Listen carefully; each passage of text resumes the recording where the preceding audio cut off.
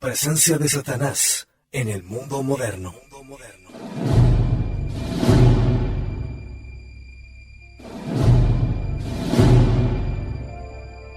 La realidad cruda de los demonios que andan dispersos por el mundo para la perdición de las almas. Un texto preconciliar de Monseñor Cristiani.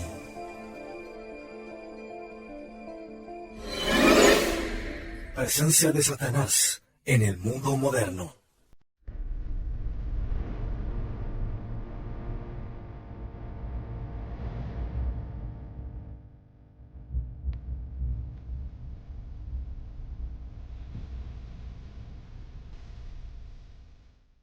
Queridos auditores de Convicción Radio, vamos a retomar nuestro capítulo sobre las apariciones de Satán al Santo Cura de Ars. Y esta vez vamos a leer los testimonios que dan los diferentes amigos del cura de Ars y otros espectadores de los sucesos acaecidos.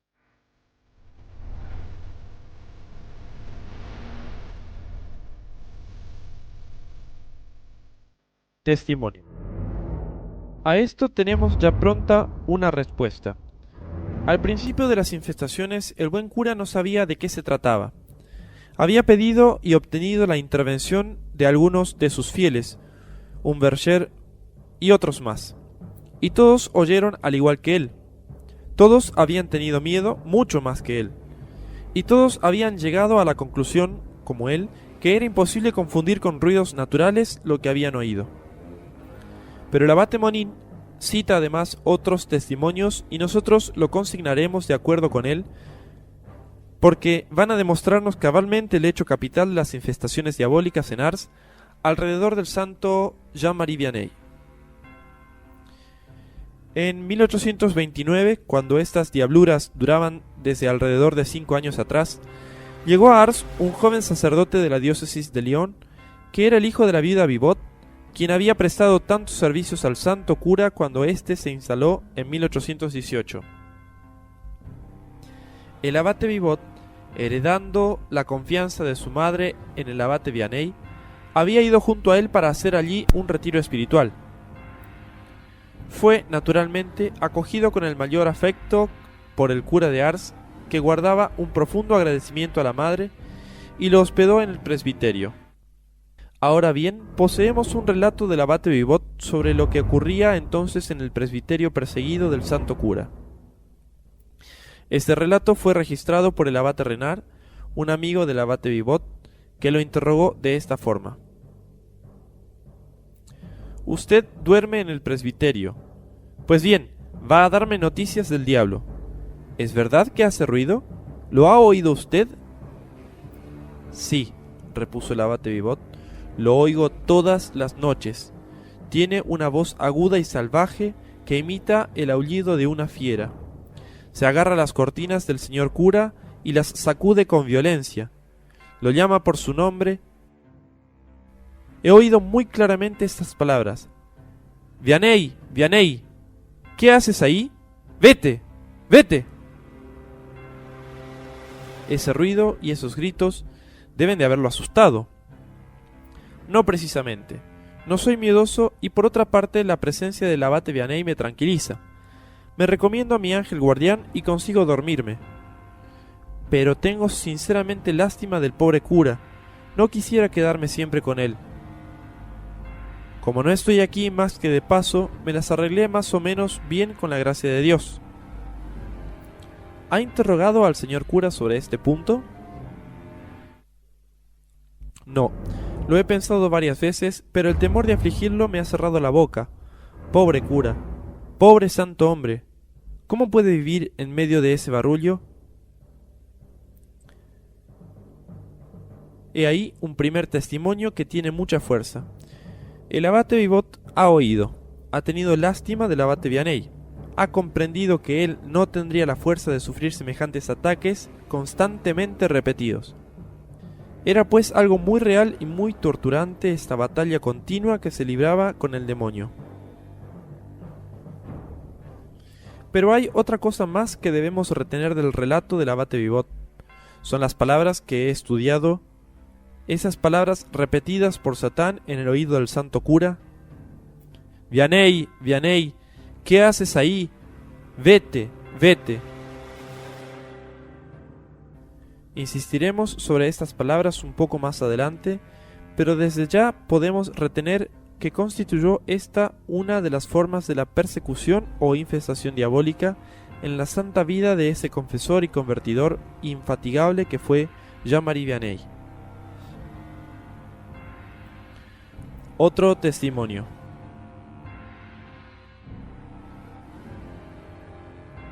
Pero aquí tenemos, siempre en la biografía escrita por el padre Monin, un segundo testimonio. En 1842, por tanto 13 años después de la visita del abate Vivot, llegó a Ars un penitente, pero que vacilaba aún en su resolución de confesarse con el santo cura de Ars. Se trataba de un antiguo militar convertido en gendarme en el departamento de Aisne. Se había, como todos los demás, levantado en plena noche para esperar a la puerta de la iglesia la llegada del confesor tan famoso que todos veneraban. Mientras tardaba en llegar, el hombre dio unos pasos alrededor de la iglesia junto al presbiterio. Había sufrido recientemente aflicciones y le quedaba como una impresión a la vez de tristeza, de inquietud y de terror religioso, todo ello mal analizado, en el fondo de sí mismo. La verdad cristiana lo atraía y le daba miedo. Quería confesarse, pero se libraba aún un tremendo combate en su espíritu, alrededor de su decisión de convertirse. Fue en el transcurso de esta lucha que tantos otros han conocido, ya sea en Ars, ya sea en otra parte, que oyó súbitamente un ruido extraño que le pareció provenir de la ventana del presbiterio. Escucha, escribe el abate Monin, una voz fuerte, aguda y estridente, como debe ser la de los condenados. Esa voz repite varias veces estas palabras que llegan claramente a sus oídos. Vianney, Vianney, ven, pues, ven. Este grito infernal lo hiela de horror. Se aleja presa de una extrema agitación. En ese momento, en el gran reloj del campanario suena la 1. Pronto aparece el señor cura con una lámpara en la mano. Encuentra al hombre todavía presa de una viva emoción, lo tranquiliza, lo conduce hasta la iglesia y, antes de haberlo interrogado y haber oído la primera palabra de su historia, lo deja atónito con estas palabras. Amigo mío, tiene usted penas. Acaba de perder a su mujer como consecuencia de un parto. Pero tenga confianza, Dios vendrá en su ayuda. Es menester primero poner orden en su conciencia, pondrá usted después más fácilmente orden en sus asuntos. No traté de resistir, cuenta el gendarme, caí de rodillas como un niño y empecé mi confesión. En mi perturbación apenas podía ligar una idea con la otra, pero el buen cura me ayudó. Pronto había penetrado en el fondo de mi alma, me reveló cosas que no pudo haber conocido y que me asombraron más allá de toda expresión. No creía yo que se pudiera leer así en los corazones. A propósito de este nuevo testimonio, no está, sin duda, fuera de lugar subrayar que uno de los rasgos que será menester destacar en el capítulo que deseamos consagrar a la posesión diabólica y a sus signos reveladores es justamente el del conocimiento de hechos ocultos. Y en nuestros capítulos ulteriores, en varias ocasiones, tendremos que dar ejemplos de este conocimiento de las conciencias por parte de Satán. ¿Qué quiere decir? No era por el demonio, ciertamente, que el santo cura de Ars poseía el don de leer las almas. Lo que Satán conoce, podemos casi asegurarlo, surge de sus dones de espíritu angélico, aunque sea un ángel caído. En el abate Vianney, por el contrario, el conocimiento del secreto de las conciencias era el más admirable de los carismas, aquel por el cual conseguía los más grandes resultados para la conversión de los pecadores.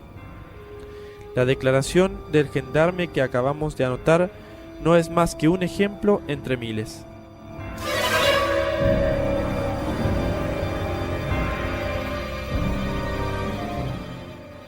Testimonio del médico. Estamos ahora en posición de rechazar las explicaciones demasiado sumarias según las cuales se trata de atribuir los hechos diabólicos mencionados aquí a los ayunos excesivos del abate Vianney o a una tendencia en él a ver lo sobrenatural en todo lo que le acontecía. Sus colegas habían empezado por ahí. Pronto hicieron marcha atrás. Habían terminado todos por rendir homenaje a su serenidad robusta y sana, al realismo tranquilo de sus relatos sobre Satán. Efectivamente, él hablaba de todo ello sin hacerse rogar. A menudo hacía bromas al respecto. Catherine Lassagne ha notado muchas veces lo que les decía sobre este asunto a quienes lo rodeaban. Era también, lo hemos visto, una de sus réplicas al demonio. Les diré lo que haces para que se burlen de ti. Pero no dejemos de oír sobre este tema lo que pensaban sus médicos. Quienes los han conocido dijeron, todos, que era un hombre dotado de un perfecto equilibrio físico y moral. Cuando interrogaron a su médico habitual, Saunier, precisamente sobre las infestaciones y cómo se atrevieron a pronunciar delante de él la palabra alucinación, este respondió categóricamente: solo tenemos una palabra que decir en lo tocante a las llamadas explicaciones psicológicas de los fenómenos de este tipo. Si es que esas explicaciones pueden ser admitidas cuando se trata de informar sobre hechos rodeados de circunstancias patológicas concomitantes, que descubren su naturaleza y que en general nunca dejan de producirse, estupidez, convulsiones, signos de demencia, se torna imposible atribuirles la misma causa cuando se hallan unidos, como en el caso del señor Vianney, al cumplimiento regularísimo de todas las funciones del organismo, a esa serenidad de ideas, a esa delicadeza de percepción, a esa seguridad de juicio y de miras, a esa plenitud de posición de sí mismo, al mantenimiento de esa salud milagrosa que no conocía casi desfallecimientos en medio de la incesante serie de tareas que absorbieron semejante existencia. Este médico tiene razón. Los dones sobrenaturales con que Dios honró al cura de Ars se hallaban injertados en cualidades de naturaleza que la historia comprueba sin esfuerzo.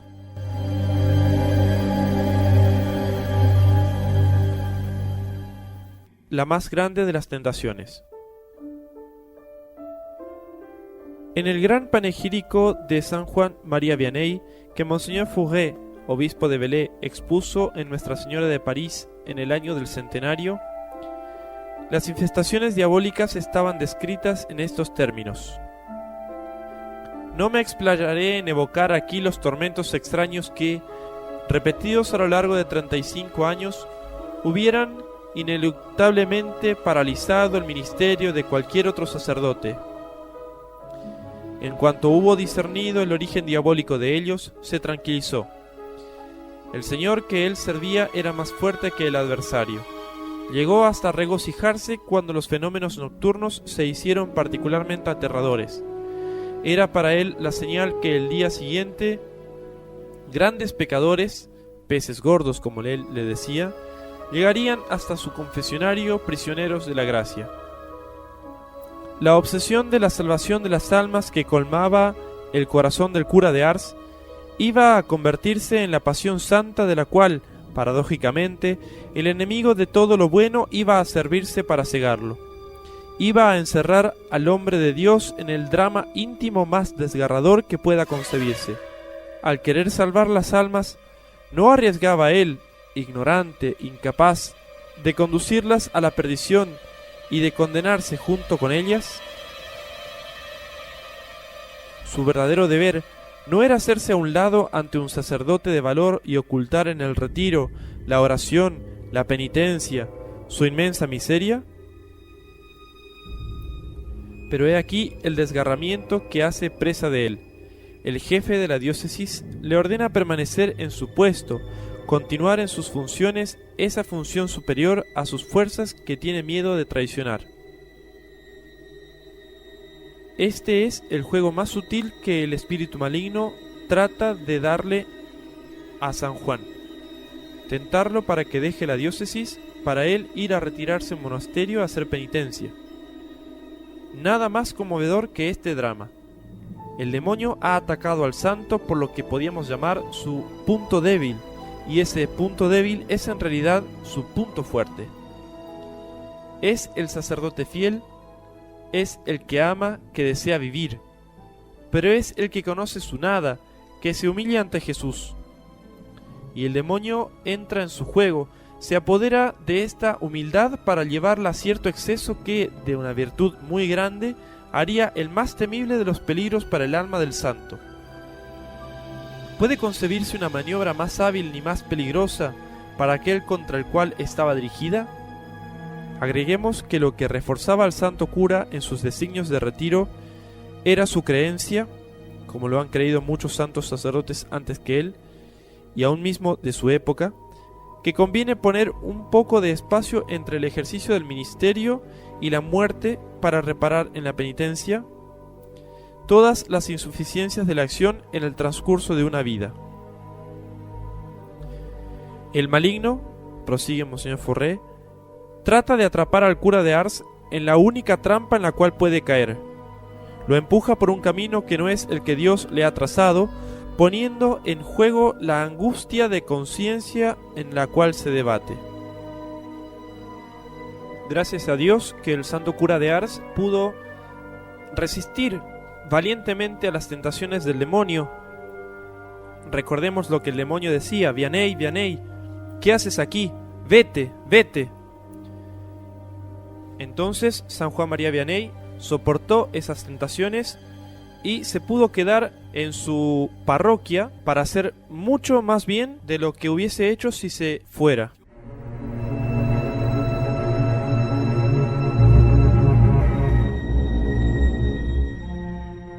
Nuestro estudio concerniente al cura de Ars y el diablo no sería completo si no citáramos algunos rasgos precisos de él con respecto al espiritismo que consideró siempre como diabólico.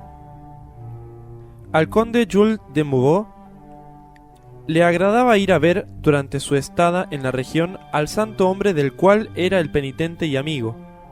Ahora bien, le había ocurrido, en medio de una sociedad distinguida en la cual se divertían en hacer mover y hablar las mesas, tomar parte en este juego por simple condescendencia con la moda.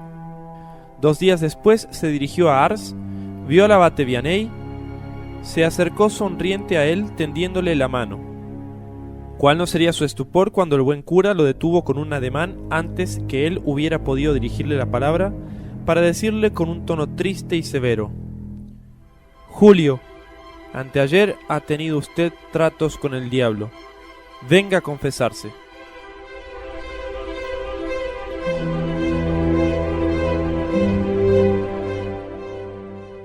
Este hecho que acabamos de relatar son para integrar el expediente del espiritismo, del cual tendremos ocasión de volver a hablar en otro capítulo. Pero cuando pensamos en las luces exclusivamente divinas por las cuales el santo cura de Ars se ha mostrado iluminado a todo lo largo de su vida, en las numerosas experiencias que ha hecho por las innumerables confesiones que ha oído, es imposible no sentirse impresionados por la certidumbre categórica en extremo, que fue siempre la suya, del carácter demoníaco de la mayoría de las operaciones que constituye el espiritismo propiamente dicho. El cura de Ars veía y sabía cosas que nosotros no vemos ni sabemos. Su sentimiento sobre semejantes temas no es despreciable, y es por ello que hemos creído necesario insistir, sin querer por eso resolver problemas tan complejos como son los de la metafísica.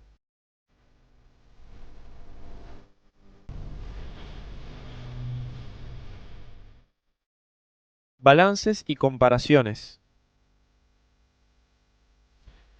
Al término de este capítulo, que nos ha puesto en presencia de rasgos tan particulares y para nuestro espíritu moderno tan extraños, no podríamos hacer nada mejor que establecer un balance por una parte y hacer algunas comparaciones por la otra. El balance vamos a pedírselo al demonio mismo y él nos explicará su encarnizamiento contra el cura de Ars.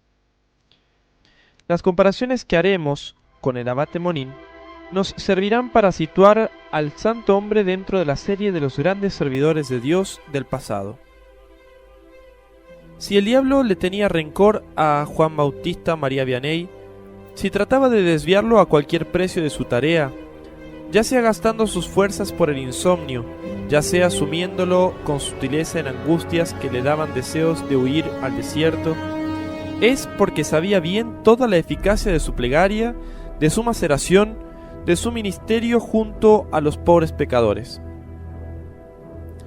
Una mujer que mostraba señales de posesión y por boca de la cual Satán en persona parece haber hablado, le dijo cierto día delante de testigos: «¿Cómo me haces sufrir? Si hubiera 3 como tú sobre la tierra, mi reino sería destruido. Me has robado más de 80.000 almas». En el momento en que estas palabras fueron pronunciadas, el cura de Ars tenía en su parroquia a un misionero a quien había encargado que predicara a sus fieles. Volviéndose hacia él, le dijo, disminuyendo en 3/4 la cifra que todos habían oído bien: «¿Oyó usted, señor misionero? El demonio pretende que nosotros 2 solos destruimos su imperio y que le hemos quitado 20.000 almas». Pero el demonio había dicho bien 80.000 y no había hablado para nada del misionero, sino solamente del cura de Ars. Fue por un acto doble de humildad que el santo redujo el balance de sus victorias y asoció a él a su colega. No es necesario decir que el número citado en este caso por la mujer poseída que iba a ser curada por nuestro santo no era el balance definitivo. Como lo dirá un día el mismo cura de Ars, solo Dios sabe todo el bien que se ha hecho aquí, y al decir esto mostraba su confesionario. Si todos sus penitentes no fueron convertidos, ni mucho menos, es indiscutible que para muchos de ellos, para la mayoría quizás, se trataba de un regreso a la fe, o por lo menos a la práctica religiosa.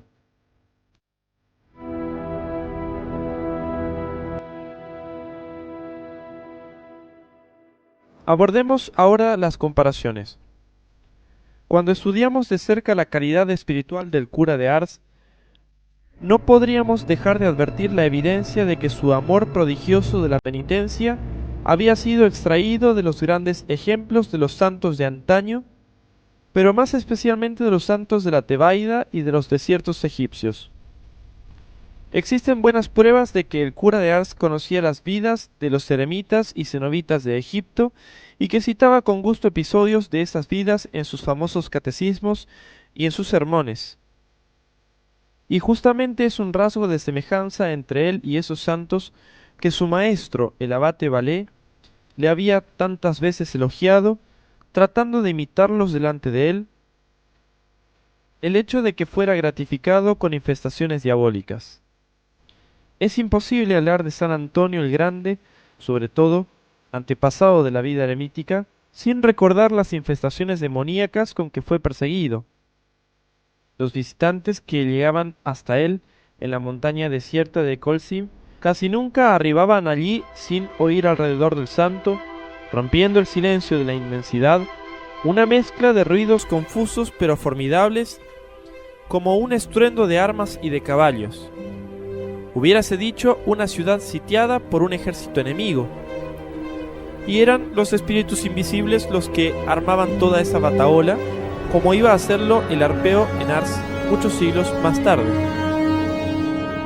Otro célebre solitario, San Hilarión, no podía ponerse a rezar sin oír a su alrededor ladridos de perros, mugidos de toros, silbidos de serpientes u otros ruidos no menos extraños y aterradores. Alrededor de la celda de San Pacomio, el padre del cenobitismo, los diablos hacían tal batahola que hubiérase dicho que iban a echar por tierra y a destruir todo. Aparecían alrededor de la cabaña de San Abraham con un hacha en la mano como para demolerla. Otras veces prendían fuego a su estera, lo mismo que iban a hacer con la cama del cura de Ars. Y, como lo dice el abate Monín, podemos recorrer la vida de los santos. Hay pocos de ellos que no hayan estado en lucha abierta y a menudo ruidosa y memorable con Satán.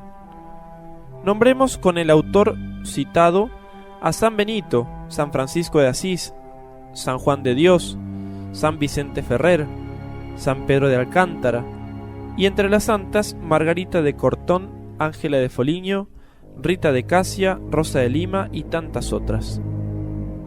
No nos sorprenderá, pues, encontrar también muchas diabluras en Lourdes, alrededor de la humilde Bernadette. Es lo que vamos a ver en el siguiente capítulo.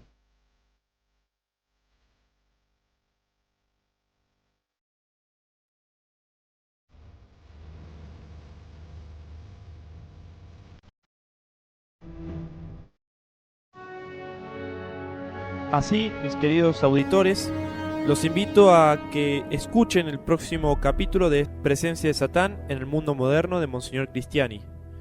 El próximo capítulo, como decíamos, se va a referir a las diabluras de Lourdes, que después de la aparición de la Virgen de Lourdes, el demonio trató de confundir a las almas simples con apariciones que asemejaban a la Virgen. Presencia de Satanás en el mundo moderno.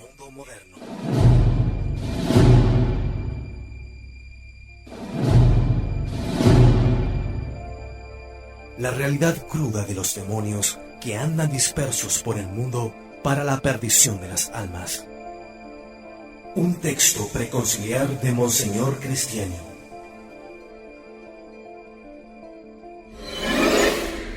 Presencia de Satanás en el mundo moderno.